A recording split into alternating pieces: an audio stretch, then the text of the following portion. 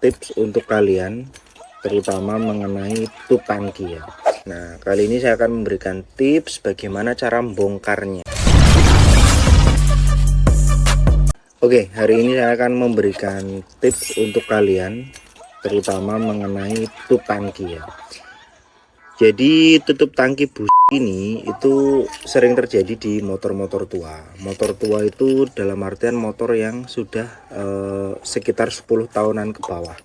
Nah, kita tahu bahwa tutup tangki yang model seperti ini atau ya intinya apapun lah, yang walaupun bukan yang model kayak gini, model yang kayak punya Ninja, kayak punya CBR, ya intinya model tutup tangki bukan yang diputer ya, yang ada kuncinya ini seperti ini, itu dia akan mengalami namanya pengapuran. Nah, kali ini saya akan memberikan tips bagaimana cara membongkarnya, tapi ini harus diperhatikan dengan sangat detail. Ini adalah kunci kontak dari CB500 saya ya. Ini nggak ada masalah, cuman memang saya mau bongkar untuk jadi konten edukasi yang satu. Yang kedua adalah sekalian bersih-bersih, salah satu bagian dari apa yang selalu saya lakukan ketika saya setelah membeli sebuah motor. Kalian perhatikan, dalam setiap tutup tangki itu dia ada karet seperti ini. Nah, di bawah karet itu dia akan ada namanya ring lock. Nah, seperti ini. Ring lock ini dia pasti selalu align dengan tonjolan ini. Di sini ada tonjolan, dia akan selalu align seperti ini. Karena memang masangnya itu adalah seperti ini, kemudian nanti di bagian ini diputer kayak gini. Nah, ini udah ngelok ya. Kayak gini udah ngelok. Nah, tetapi ini ngeloknya ada di bawah sini. Ini saya bagi contoh aja. Nah, nyopotnya bagaimana? Dicari kayak gini ya. Di bagian karetnya, ya kalian lihat. Ini kayak gini, kalian buka aja pakai pinset atau pakai apa bebas, pakai obeng kecil pun bebas, kalian cari seperti ini. Oke. Nah, setelah ring ini copot, kalian pasti akan melihat namanya sebuah baut. Baut ini biasanya baut kecil plus kecil. Oke, ini sudah saya berikan tanda ya. Ini di tiga ini. Kalau ini tutupnya ada 3 baut. Nah, ini di sini ada satu, di sini ada satu ya. Kemudian di sini. Nah, ini ada satu. Nah, tetapi jumlah baut di dalam tutup tangki ini dia bervariasi. Ada yang 2, ada yang 3, ada yang 4. Nah, intinya ini. Nah, ini baut ini fungsinya adalah mengikat dari rumah ini dengan casing. Ya, ini adalah casingnya. Jadi kalau ini lepas, maka ini dia akan bisa terlepas. Beberapa peralatan yang perlu kalian siapkan itu, yang pertama adalah obeng ya. Obeng, kemudian pinset, bebas kalian mau pakai pinset apapun, dan ini paling penting solasi lakban, yang intinya solasi yang besar ya. Ini penting banget, nanti saya tunjukin bagaimana. Oke, pertama kita buka dulu bautnya ya, baut yang tadi. Oke, ini ketiganya udah lepas. Nah, kenapa ketiganya lepas? Saya tidak mengambil bautnya karena biarkan aja dia di dalam supaya dia gampang, jadi dia nggak akan pergi kemana-mana, nggak akan hilang, intinya seperti itu. Oke. Nah, kalian sudah dapatkan seperti ini ya. Ini udah lepas casingnya. Nah, maka sekarang kita tinggal PR-nya adalah ngelepas daripada si rumah kuncinya. Nah, kalian harus tekan seperti ini ya bagiannya, terus kalian lakukan putar. Nah, ini jadi ini kalian tekan seperti ini ya, terus putar bagian ini. Nah, ini tuh yang rumah kuncinya itu dia bisa lepas. Jadi si ini yang dia dimasukin kunci itu bisa terlepas. Nah, kalian ambil ini pakai pinset. Nah, ini kalian keluarkan. Nah, ini yang perlu hati-hati ya. Jangan sampai ada yang jepat. Oke. Maksudnya ada yang jepat apa? Ini. Di sini kalian lihat ada kayak semacam apa?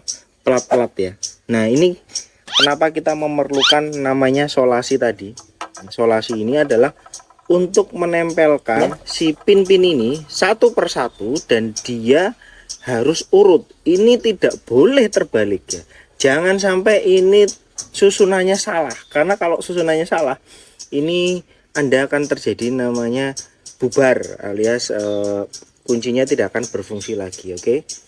Urutan kalian harus ingat baik-baik, dari nomor 1, nomor 2 dan seterusnya itu jangan sampai salah ya. Oke, hati-hati. Oke, ini total sudah ada 5. Nah, dan yang kedua kalian harus perhatikan, kalau kalian lihat dia ada kayak per. Nah, per ini juga harus kalian lepas dan kalian taruh satu-satu di bagian disolasi ya, supaya tidak hilang, karena per ini sangat kecil. Dan repotnya pin ini itu terbuat dari tembaga, jadi dia tidak bisa magnetik. Jadi kalau kalian pakai tray magnet atau pakai magnet itu nggak mau nempel. Itu kenapa kalian harus pakai namanya solasi. Kalau per itu nggak usah urut, nggak masalah. Nah, ini kalian udah dapatkan. Kita tinggal bersihkan kapur-kapur seperti ini ya. Terserah kalian mau gunakan cleaner apapun, tapi saya sarankan gunakan namanya kontak cleaner, bukan carbon cleaner, kontak cleaner ya. Oke. Takutnya nanti dia ngerusak cat, kena cover atau nyemprot itu kena cat. Nah, ini kita bersihkan yang lain juga. Kontak cleaner. Oke, bersihkan semua bagian, karena kebersihan adalah sebagian dari kencan.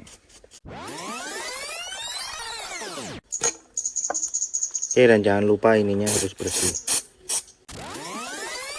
Kalau misalkan kalian punya ultrasonic, kalian bisa gunakan ultrasonic, itu lebih efisien lagi untuk membersihkan ini, terutama untuk bagian-bagian dalam seperti ini.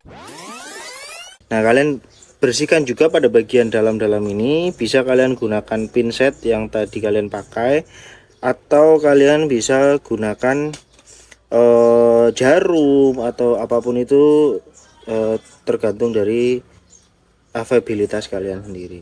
Karena untuk bagian putih-putihnya ini itu biasanya dia susah untuk dilepas ya, di semacam jamur ini susah dilepas. Nah, mungkin kalian bertanya kenapa ini bisa jamur, karena adalah sifat karakter dari tembaga itu, dia akan mengalami oksidasi. Nah, oksidasi ini disebabkan karena uap daripada bensin yang dia itu akan keluar melalui sela-sela daripada ini. Nah, next step selanjutnya adalah di bagian kancingannya ini ya. Kancingan-kancingannya ini jangan lupa juga ya. Nah, ini fungsi isolasi adalah seperti ini ya. Kita bisa menyemprotkan si kontak cleaner terhadap benda-benda yang menempel. Nah, di sini kita bisa lakukan pengambilan satu persatu. Oke, nah sebelum kita melakukan perangkaian untuk bagian ini dengan pin-pinnya, kalian semprot dengan menggunakan chain loop, tapi chain loop yang berkualitas ya, dalam artian chain loop yang dia bisa menjadi grease. Kalau misalkan chain loop murahan kayak kit kayak gitu, dia nggak jadi grease, jadi sebaiknya jangan. Yang minimal Ippon, Motul kayak gitu-gitu lah, Liqui Moly. Nah, yang kayak gitu itu kalian bisa pakai, atau ya terserah kalian bisa pakai apa, tapi jangan pakai grease biasa. Bisa paling bagus terbaik itu kalian bisa gunakan grease elektrik, atau dia rubber grease, itu paling bagus. Karena nggak ada ya, kita pakai adanya dulu, yaitu pakai chain loop.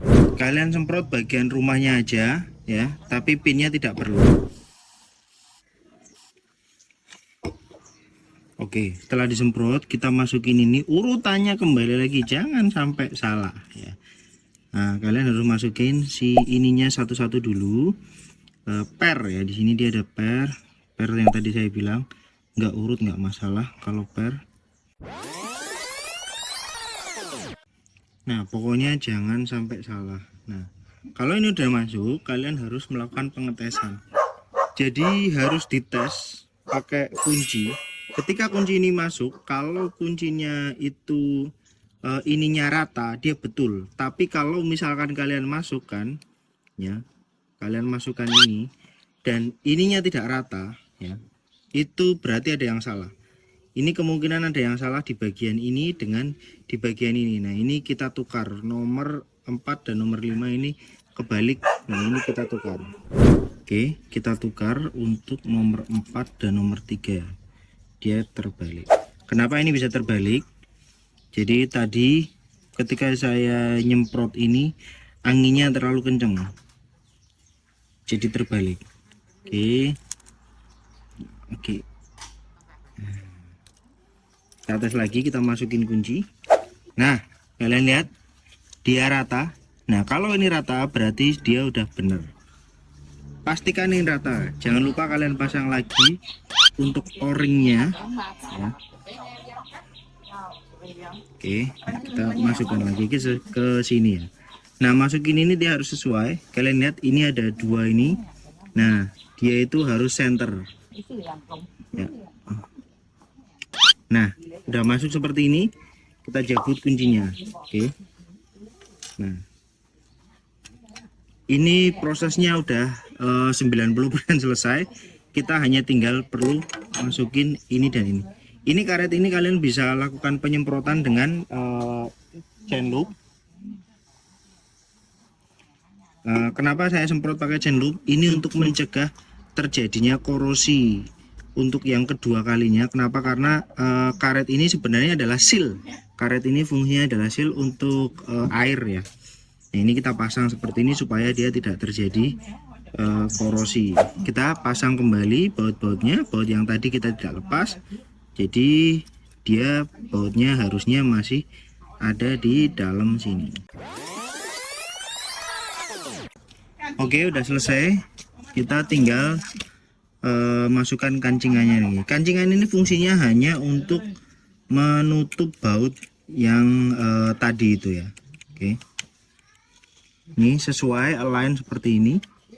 Nah, kita masukin dia jalur satu-satu dari karetnya.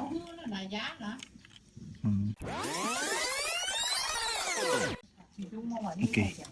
Nah, ini untuk nutup. Oke, udah selesai seperti ini. Nah,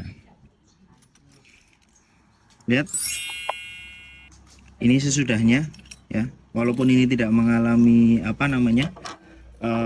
rusak atau apa, tapi ini adalah langkah pencegahan. Nah, kenapa saya buat video ini? Sebenarnya dulu saya pernah bikin blog ya, di tahun 2010, nulis gitu ala-ala blogger gitu, dan disitu karena blognya gratisan jadi ya udah hilang. Ya oke, jadi begitu. Nah, alasan kedua adalah karena cukup banyak teman-teman yang punya CBR CBU, terutama KYJ K33 itu datang ke bengkel kita, dan di bengkel kita problem kunci macet itu cukup banyak. Yang kedua, Ninja FI itu problem kunci macet itu juga udah hampir 5 kali ke bengkel kita karena kuncinya macet. Jadi itu tipsnya buat kalian. Kalau misalkan kalian tidak bisa melakukan ini, ya kalian cari orang yang bisa. Itu gampangnya gitu. Bisa dibawa ke Jumba Shop atau bengkel terdekat, atau kalau kalian memang suka bereksperimen dengan motor kalian sendiri, kalian lakukan ini sendiri. Oke, terima kasih. Sampai jumpa di video selanjutnya. Stay young, ride fast.